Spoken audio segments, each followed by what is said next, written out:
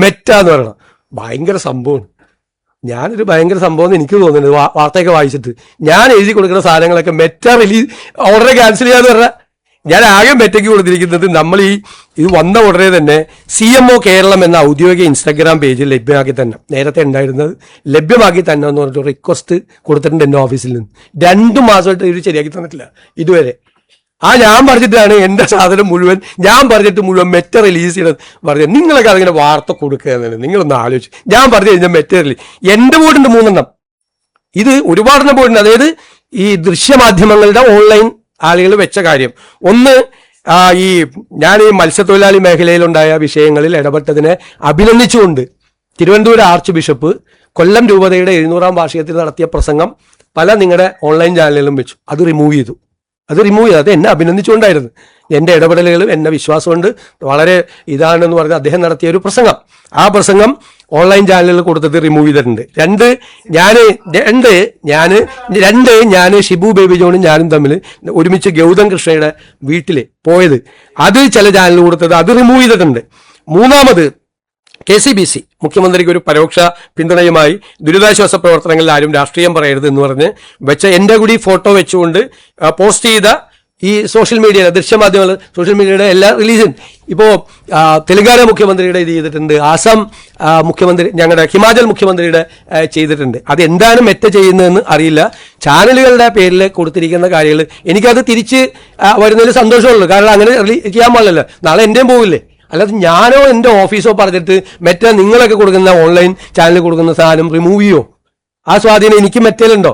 ഞാൻ പറഞ്ഞാൽ അങ്ങനെ ചെയ്യോ? മെറ്റ ചെയ്യോ? ചെയ്താൽ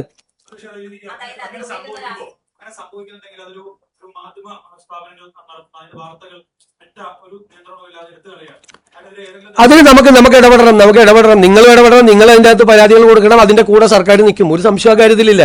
സർക്കാർ നിൽക്കും, ആ കൂടെ നിൽക്കും, സർക്കാർ കൂടി നിൽക്കും. ഒരു സംശയവും ആ കാര്യത്തിലില്ല.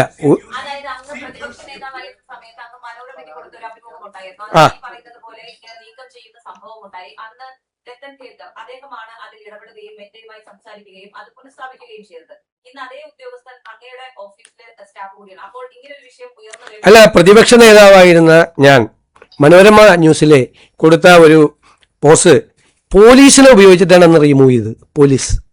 അല്ലല്ല കേൾക്ക്, പോലീസിനെ ഉപയോഗിച്ചിട്ടാണ് അത് റിമൂവ് ചെയ്ത്. പോലീസിനെ ഉപയോഗിച്ച് ഇപ്പൊ ഇലക്ഷൻ പരാതി കൊടുത്തു. ഞാൻ പരാതി കൊടുത്തില്ലേ? ചീഫ് ഇലക്ടറൽ ഓഫീസർക്ക് പരാതി കൊടുക്കും. എന്നിട്ട് അവരത് പുനഃസ്ഥാപിച്ച് അത് തെറ്റാണെന്ന് പറഞ്ഞു. തെരഞ്ഞെടുപ്പ് ലംഘനം കൂടിയല്ലേ തെരഞ്ഞെടുപ്പ് പ്രചരണത്തെ തടസ്സപ്പെടുത്തുന്നത്. അത് പോലീസ് ഉപയോഗിച്ച്. അതിൻ്റെ അത് ഒന്നുമില്ല. ജോണി ലൂക്കോസായിട്ട് ഞാൻ കൊടുത്ത ഇന്റർവ്യൂ പോലീസിനെ കൊണ്ട് റിമൂവ് ചെയ്യിപ്പിച്ച് അന്ന് അത് പറഞ്ഞുകൊണ്ട് അവരത് തെറ്റാണെന്ന് മനസ്സിലാക്കിയപ്പോൾ ഒരു റീഇൻസ്റ്റേറ്റ് ചെയ്തു, അത്രേ ഉള്ളൂ.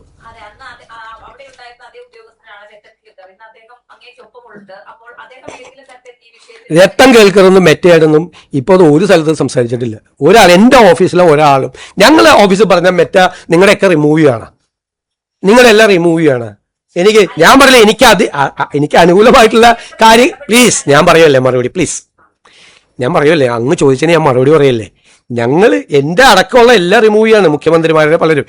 അത് എന്താണ് മെറ്റയുടെ എന്തെങ്കിലും പോളിസിയിൽ ഉണ്ടായിരിക്കുന്ന ചേഞ്ചാണോ എന്താണെന്ന് വ്യക്തമല്ല. അത് തിരിച്ചു വയ്ക്കാൻ വേണ്ടിയിട്ട് നിങ്ങളുടെ ചാനലുകളിൽ നിന്ന് ഓൺലൈൻ മീഡിയയിൽ നിന്ന് റിമൂവ് ചെയ്തിട്ടുണ്ടെങ്കിൽ തിരിച്ചു കൊണ്ടുവരാൻ വേണ്ടിയിട്ടുള്ള ശ്രമങ്ങൾ നിങ്ങൾ നടത്തണം. അതിന്റെ കൂടെ സർക്കാർ ഉണ്ടാവും. സർക്കാർ വേണമെങ്കിൽ കത്തെഴുതാം. ഞാൻ വേണമെങ്കിൽ കത്തെഴുതാം മെറ്റയ്ക്ക്. കാരണം എന്നെ വിമർശിച്ച് കൊണ്ട് വരുന്ന പോസ്റ്റ് ഒന്നും റിമൂവ് ചെയ്യരുത് എന്ന് പറഞ്ഞിട്ട് ഞാൻ കത്തെഴുതാം. ഞാൻ റെഡിയാണ്. നിങ്ങൾ ആർക്കെങ്കിലും അങ്ങനെ ആരെങ്കിലും മെറ്റ കൊണ്ടിട്ട് ഒരു 10 പോസ്റ്റ് റിമൂവ് ചെയ്തിട്ട് നമുക്ക് അങ്ങനെ കേരളത്തിലെ മാധ്യമങ്ങളുടെയും സോഷ്യൽ മീഡിയയുടെയും വായി മൂടി കിട്ടാൻ പറ്റുമെന്ന് വിശ്വസിക്കുന്നൊരു മൂഢനാണോ ഞാൻ? നിങ്ങളെന്താ? അല്ല, അത് അങ്ങനെയല്ലേ അവർ പറയുള്ളൂ. കാരണം പോലീസിനെ ഉപയോഗിച്ച് ഞാൻ ജോണി ലൂക്കോസിന് കൊടുത്ത ഇന്റർവ്യൂ നിങ്ങൾ നോക്കുക, അതിൻ്റെ അകത്ത് വല്ലതും ഉണ്ടാകുന്നു. റിമൂവ് ചെയ്യിപ്പിച്ച ആളുകളാണ് ഈ പറയുന്നത്. പ്രതിപക്ഷ നേതാവിന്റെ റിമൂവ് ചെയ്യിപ്പിച്ച ആളുകളാണ് ഈ പറയുന്നത്. എന്റെ ഇന്റർവ്യൂ അത് അവരെന്തൊക്കെ പറയാം.